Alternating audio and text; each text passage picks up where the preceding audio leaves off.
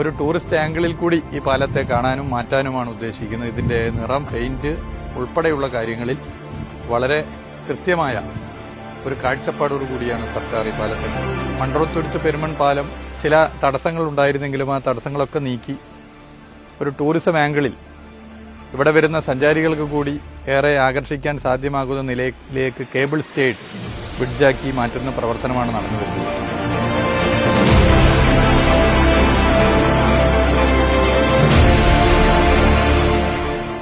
പതിമൂന്ന് സ്പാനുകളിൽ 10 സ്പാനുകളുടെ പ്രവൃത്തി ഇതിനകം പൂർത്തീകരിച്ചു.